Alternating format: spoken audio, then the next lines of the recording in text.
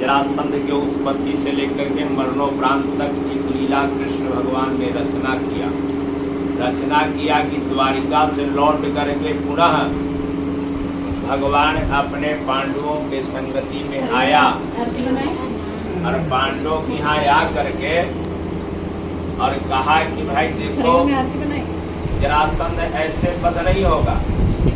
जरासंध के वध करने के लिए अपनाना होगा तरीका, बिना तरीका अपनाए जरासंध वध नहीं हो सकता, इसलिए कि हम इसको नहीं मार सकते, तो श्राप है और वह मारने का काम हम नहीं कर सकते। तो एक उपाय है, उपाय से उसे भिक्षाटन किया जाए, भीख मांगा जाए, अगर वो भिक्षाटन में दे दिया तो हम लोग उससे जीत सकते हैं।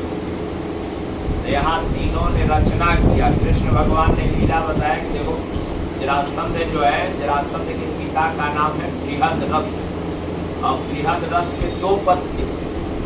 बहुत दिन बीतने के बाद कोई संतान नहीं हुआ, तो संतान नहीं हुआ तो लोग घूमने लगते हैं कि कहाँ जाए कि संतान प्राप्त हो जाए। साधु संत मंदिर पूजा ओझा डाकिन डॉक्टर सब जगह घूमने लगते हैं।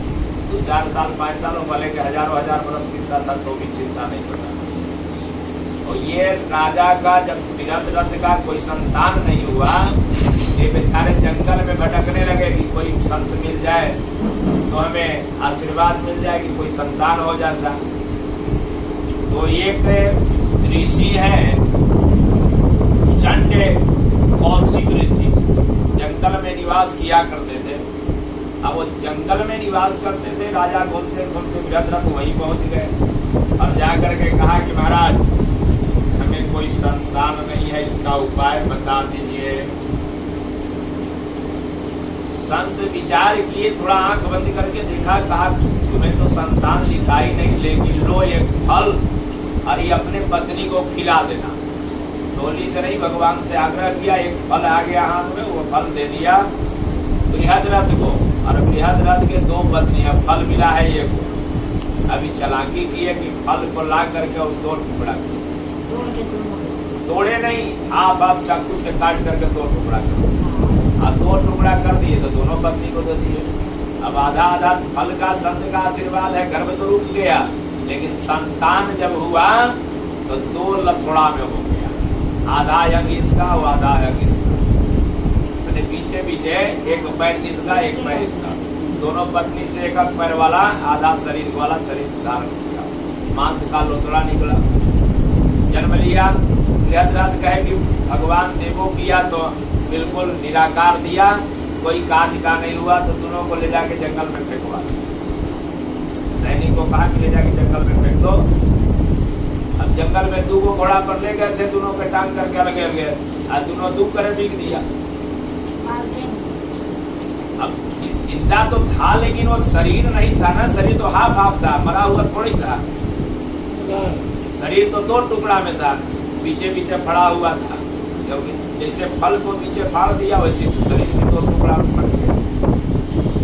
भगवान की लीला, उस जंगल में एक जरा नाम के राक्षसी रहा करती थी और घूमने लगी तो मांस के लोथड़ा मिला तो बड़ा प्रसन्न हो कि आज तो भगवान हमको आहार बैठले दे दिया, परिश्रम करना नहीं पड़ा। लेकिन एक मांस का टुकड़ा एक हाथ में लिया, तब दूसरा के चक्कर में खा जाता ना, लेकिन आगे बढ़ा तो दूसरा मांस का लोथड़ा मिल गया और दूसरा जो टुकड़ा मिला तब दोनों हाथ में न रह के एक हाथ में रख दिया, एक हाथ में लिया से दोनों सट गया शरीर और सट गया तो बालक बन गया और बालक बन गया तो जोर से चिल्लाया। जरा राक्षसी को देख करके बच्चा है ही है, अब बच्चा जब ही रूप लिया तो जोर से चिल्लाया, अब चिल्लाया जब ही बच्चा तुरंत जन्म तुरंत चिल्लाना चालू करे, डर तो पैदा हो जाएगा बड़े बड़े राक्षस को भी। अब वो राक्षसी जरा नाम के राक्षसी को भी भय पैदा हुआ, बालक को छोड़ के जंगले में भाग गई। अब वो भाग गई, अभी बेचारे अकेले बालक वहां जंगल में क्या करे, तो फिर राजा के सैनिक जो गए ढूंढने की, आखिर मांस का लोथड़ा हुआ का थोड़ा इसका कहानी तो जाने, तो फिर वो बालक मिल गया, और मिल गया तो राजा बृहद रथ को लाके दे दिए कि महाराज आपका बालक पुनः जीवित हो गया। और वही जरा नाम के राक्षस से टूट जाने के कारण, जिंदा होने के कारण इसका नाम जरासंध हो गया है। दोनों का संधि हो गया, मतलब टूट गया, तो संधि माने मिल गया, इसलिए वह जरासंध का नाम से राजा जाना गया। और ये बिहार प्रदेश मगध राजधानी, जो राजगीर में मेला लगता है, यहाँ अखाड़ा है, उसका राजधानी वही है, राजगीर में। जरासंध अपना उत्पात मचा करके भगवान कृष्ण को तो ढेला मार करके द्वारिका पहुंचा दिया। अब इन लोग लीला रचा, 3 को मिल करके लीला रचा। धर्मराज युधिष्ठिर इसमें साथ नहीं दिए। भीमसेन कहे कि हम आपके साथ देंगे, अर्जुन कहे कि हम आपके साथ देंगे, और तीनों रूप बना लिया ब्राह्मण को, भगवान कन्हैया वासुदेव जी ने, और ये अर्जुन और भीम, ये तीनों मूर्ति ब्राह्मण का रूप बनाया। जब जब कोई आपत्ति आया है और संघर्ष करना पड़ा है, तो ब्राह्मण के रूप लेकर के ही कार्य को सिद्ध किया है। अभी लोग तीनों ब्राह्मण रूप में गए तो जरासंध के महल में, द्वारपालों ने रोक दिया, कहा नहीं नहीं आने दो आने दो, ब्राह्मण आ रहे हैं दरबार में, अगर ब्राह्मण कोई आ रहा है तो आने दो। लेकिन अब ये पहचान नहीं पाए जरासंध, राक्षस है कि देवता है कि युद्ध करने के लिए हमारे शत्रु आए हैं, कौन है, ब्राह्मण के रूप में देखा तो वह बुला लिया राज दरबार में, कहा कि देखिए महाराज हम आपसे मिलना चाहते हैं, लेकिन अभी नहीं मिलना चाहते हैं, हम आपसे आज 12 बजे रात में मिलना चाहते हैं, कुछ बात करना है आपसे। जरासंध कहा कि इनको अतिथिशाला में रुकवा दो, भोजन व्यवस्था कर दो, और 12 बजे रात में हम इनका मिलेंगे, ब्राह्मण है, हमारे अतिथि हैं, हमारे दरबार में आए हैं, तो इनका स्वागत है। अतिथिशाला में रुकवा दिया, और अर्धरात्रि में जरासंध वहां गया। जरासंध गया, कहा महाराज आओ, बताओ क्या बात है, कैसे आपका आना हुआ, क्या आप चाहते हैं। भगवान कन्हैया उठ के खड़े हो गए और कहे कि तुमसे हम युद्ध चाहते हैं। आप युद्ध चाहते हैं? आप तो ब्राह्मण के रूप में, हम ब्राह्मण युद्ध तो नहीं करता है, ब्राह्मण रूप में, इसका मतलब कि नकली आप पूरा चंदन लेते हैं, इसका मतलब क्षत्रिय है, तीनों आप लोग क्षत्रिय हैं, तब तो युद्ध मांगने आए हैं। ठीक है, कैसा युद्ध चाहिए? कहा द्वंद्व युद्ध चाहिए। द्वंद्व युद्ध चाहिए? हाँ। जरासंध को भगवान ने कहा कि तीनों में चुन लो, जिसके साथ तुम युद्ध कर पाओ कर लो। जरासंध कहा कि तब परिचय तो बता दीजिए कि आप कौन हैं। युद्ध चाहिए, द्वंद्व युद्ध चाहिए आपको, आपसे तो हम लड़ नहीं सकते, आप तो दुबले पतले हैं, अर्जुन भी दुबले पतले हैं, उससे हम लड़ नहीं सकते। ये कोई भीम दिख रहा है कि लड़ने लायक है, लेकिन आप परिचय तो बताओ कि हम देवकी नंदन वासुदेव के कृष्ण हैं। वासुदेव कृष्ण, अरे राम राम, हम तो पहले पता भी होता तो तुम सब युद्ध नहीं करते, इसलिए कि तुम हमारे तुरंत युद्ध करने लायक नहीं। पता तो है नहीं था, लेकिन ठीक है, ये कौन है? कहा ये देवकुंती पुत्र अर्जुन है। कहा ये भी युद्ध करने लायक नहीं, हमसे युद्ध नहीं कर पाएगा। हाँ ये जोड़ का ये कौन है? कहा कुंती का पुत्र भीम है। कहा यही एक है जोड़ का मेरे साथ युद्ध कर सकता है, द्वंद्व युद्ध। ठीक है, द्वंद्व युद्ध होगा। अखाड़ा बुझा गया, और अखाड़ा में 27 दिन युद्ध चला, एक युद्ध। अभी भागवत में आया 27 दिन लगातार दिन और रात युद्ध चलते रहा, मल युद्ध, हाथ से बलवानी जिसको कहते हैं, अखाड़ा बोलते, अखाड़ा लड़ते लड़ते लड़ते लड़ते दोनों परास्त हो गए।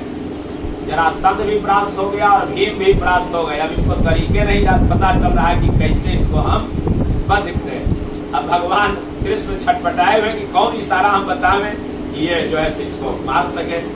दोनों परास्त हो गए, भीम भी परास्त है और जरासंध भी परास्त है। अब किसी को पता नहीं चल रहा है कि किस तरह से इसको बंद किया जाए। भगवान कृष्ण ने एक टीनिका उठाया, अब टीनिका उठा करके इसे चीर करके बताया, भीम को इशारा किया, इसको चीरो, 2 फाट में ऐसे करो तब मरेगा, ऐसे नहीं मरेगा।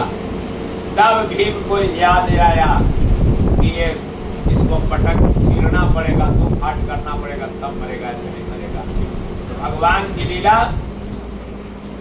ये दो फाट करने के लिए भगवान ने इशारा किया और अर्जुन जो है भीम महाराज उसको पट गए और एक पैर को पैर से दबा दिया और दूसरा से इनको ऊपर हाथ उठा करके चीर दिया। दो फाट तो कर दिया, जरासंध तो मारा गया, लेकिन बड़ा लीला गड़बड़ हो गया। गड़बड़ का हुआ, बीगे दो फाट करके दो साइड बीगे और दोनों आके फिर जुट गए। एक बार जब ही दोनों बीगे तो भीमसेन को पता था नहीं कि कैसे बीगे, दोनों को टंगरी धर के दो करे बीग दिए और दोनों आर के जुट जाए। बड़ा जोर से ठहाका मार के हंसा जरासंध की, भीम तू हमको नहीं मार सकता है, हमको तुम नहीं मार सकता है, तुम चीर दिया लेकिन अब तुमको मारने का क्षमता नहीं। अब देखो हम दोनों बार 3 बार ऐसा हुआ, एक बार नहीं, तीनों बार चीरा और तीनों बार बीघा, दोनों करे उल्ला के सर गया। बोलिए भक्त वत्सल भगवान की। जब वो चीरता गया, फटते गया, तब भगवान फिर इशारा किए कि भीम ऐसे नहीं होगा, अब इसको भिगो तो ठीक होगे, टंगरी इधर भिगोगे, मुड़ी इधर भिगो, तब नहीं सटेगा। दोनों को एक साइड हो रहा है। अब तिरछे करके ऐसे चीर करके तिरछे बताए, तब जाकर के भीम को ज्ञान हुआ और दोनों को धर के एगो के इधर बिगे, एगो के उधर बिगे, ऐसे तब जाके वो मरा। तो छल करके भगवान ने जरासंध को वध किया। क्यों वध किया? आखिर छल क्यों किया? तो जरासंध अधर्म के मार्ग पर चल रहा था, इसलिए इन्होंने वध किया। अधर्म क्या कर रहा था? बड़े बड़े राजाओं को जीत करके और बंदी बना रखा था। अपना राज दरबार में बहुत से बाहरी राजा को जीत करके अपने युद्ध से, भाई पावर इतना इसके पास बल्ले था कि कोई हरा नहीं सकता। बहुत से राजाओं को बंदी बना रखा था। इसलिए भगवान ने देखा कि अभी अधर्म के मार्ग पर अति कर रहा है, तो उसको वध कराए और छल से वध कराए, नहीं तो भगवान उसे कभी मरवा नहीं सकते थे। छल किया, जैसे जयद्रथ को मरवाने के लिए छल किया था, वैसे ही जरासंध को मरवाने के लिए भगवान ने छल किया और छल के द्वारा इसे वध करवाए और भगवान ने उनको परम गति को दिया। सब राजाओं को बंदी से छुड़वाया, राजा सब अपने अपने राज्य को गए। फिर भगवान द्वारिकापुरी में निवास किया। बोलिए द्वारिकानाथ भगवान की।